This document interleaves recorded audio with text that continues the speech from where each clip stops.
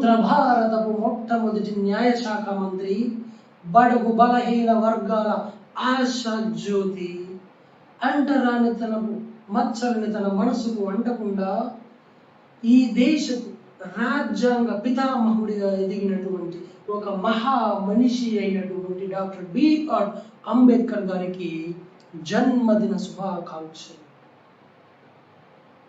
Karl Marx ఏం చెప్తాడు? మతం మత్తుమందు లాంటిది అంటాడు. మరి తను పుట్టినటువంటి మతం గురించి అంబేద్కర్ గారు ఏమంటారు? ఈ మతం నాకేమిచ్చింది అని ప్రశ్నించాడు. ప్రశ్నించి తన జీవితపు అవసాన దశలో బుద్ధిజాన్ని తీసుకున్నాడు. తర్వాత ఒక బాలుడు వచ్చి ఇలా అడుగుతాడు, సార్ మీరు రాజ్యాంగ పితామహుడా అంటారు. అప్పుడు అంబేద్కర్ గారు అంటారు, ఎస్ బాబు, నేను రాజ్యాంగ పితామహుడినే అంటాడు. అప్పుడు ఆ బాబు అడుగుతాడు, ఎందుకు సార్ మీకు ఆ బిరుదు ఎందుకు వచ్చింది అంటాడు. అప్పుడు అంబేద్కర్ గారు చెప్తారు, నేను రాజ్యాంగ రచనా కమిటీ యొక్క చైర్పర్సన్గా పనిచేశాను బాబు, అదే రీజన్ అంటాడు. అప్పుడు ఆ బాబు అడుగుతాడు, సార్ రాజ్యాంగం అంటే ఏంటి అంటాడు. అప్పుడు అంబేద్కర్ గారు, రాజ్యాంగం అంటే దేశంలో అత్యున్నత చట్టం అంటాడు. అప్పుడు ఆ బాబు అడుగుతాడు, రాజ్యాంగం అసలు దేనికోసం ఉంది, దాని యొక్క పర్పస్ ఏంటి అంటే, అప్పుడు అంబేద్కర్ గారు చెప్తారు, సో రాజ్యాంగం అన్నది ఒక అత్యున్నత చట్టంగా ఉండి ప్రజల్ని కాపాడుతుంది అని చెప్తారు. అప్పుడు ఆ బాబు అడుగుతారు, సార్ మరి ప్రభుత్వాలు ఎందుకు ఉన్నాయి అంటే, అప్పుడు అంబేద్కర్ గారు ఇలా చెప్తారు నవ్వుతారు, చూడు బాబు, ప్రభుత్వాలు చట్టాలు చేస్తారు, ఆ చట్టాలు రాజ్యాంగానికి అనుగుణంగా రాజ్యాంగబద్ధంగానే ఉండాలి, ఒకవేళ రాజ్యాంగబద్ధంగా లేకపోతే అని ఆగిపోతాడు. అప్పుడు ఆ బాబు అడుగుతాడు, లేకపోతే ఏంటి సార్ అంటే, అప్పుడు అంబేద్కర్ గారు చెప్తారు, లేకపోతే రాజ్యాంగాన్ని కాపాడడానికి కోర్టులు, న్యాయస్థానాలు ఉన్నాయి, ఆ న్యాయస్థానాలు ప్రభుత్వాలు చేసినటువంటి చట్టాల మీద జ్యుడిషియల్ రివ్యూ, న్యాయ సమీక్ష చేసి ఆ చట్టాలు రాజ్యాంగబద్ధంగా ఉన్నాయా లేదా చెక్ చేసి రాజ్యాంగబద్ధంగా ఉంటే ఓకే చేస్తాయి, రాజ్యాంగబద్ధంగా లేకపోతే నల్ అండ్ వైడ్ అని చెప్పేసి కొట్టేస్తాయి. సో చివరిగా బాబు అడుగుతాడు, సార్ మరి రాజ్యాంగం గొప్పదా లేదంటే ప్రభుత్వాలు గొప్పయా అంటే, అప్పుడు అంబేద్కర్ గారు నవ్వుతూ, చూడు బాబు, ప్రభుత్వాలు వస్తుంటాయి పోతుంటాయి, కానీ రాజ్యాంగం local, always that stands for us.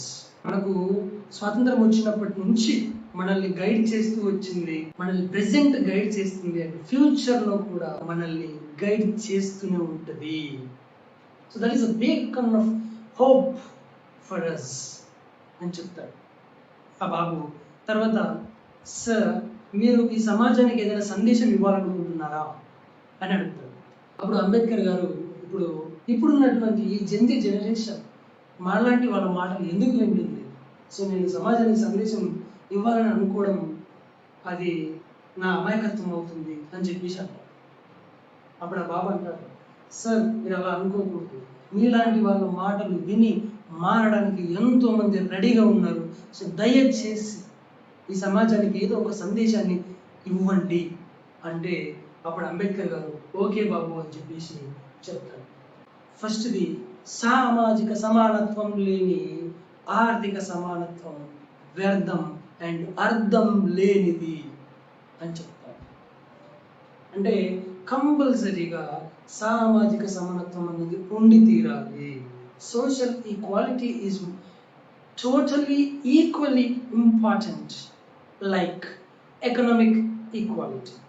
So కాబట్టి సోషల్ ఈక్వాలిటీ అన్నది ఉండాలి అని చెప్తారు. తర్వాత బాబు, సరే ఇంకొకటి చెప్పండి సార్ అని. అప్పుడు అంబేద్కర్ గారు అంటారు, సో పేదవాడిగా పుట్టడం తప్పు కాదు, కానీ పేదవాడిగా చావడం తప్పు అంటారు. అప్పుడు ఆ బాబు అడుగుతాడు, సార్ మరి పేదవాడిగా చావకూడదంటే ఏం చేయాలి అంటే, అంబేద్కర్ గారు చెప్తారు, సో పేదవాడిగా చావకూడదంటే చదవాలి, పిచ్చి పట్టినట్టు చదవాలి. ఒక అంబేద్కర్, పూలే, పెరియార్లు ఏం చెప్పిండ్రో చదవాలి. బుద్ధిజం, జైనిజం, చార్వాకుల ఫిలాసఫీలు అన్నీ చదవాలి. అన్నీ చదివిన తర్వాత సంఘంలో ఏది తప్పనిపిస్తే దాన్ని ప్రశ్నించాలి. And finally, education is the powerful weapon that can change the world. So విద్య అనే అత్యంత శక్తివంతమైన ఒకే ఒక్క ఆయుధం ద్వారా మనం ప్రపంచాన్ని మార్చగలం అని చెప్తారు. So that is it, my dear friends, and thank you so much for watching this video.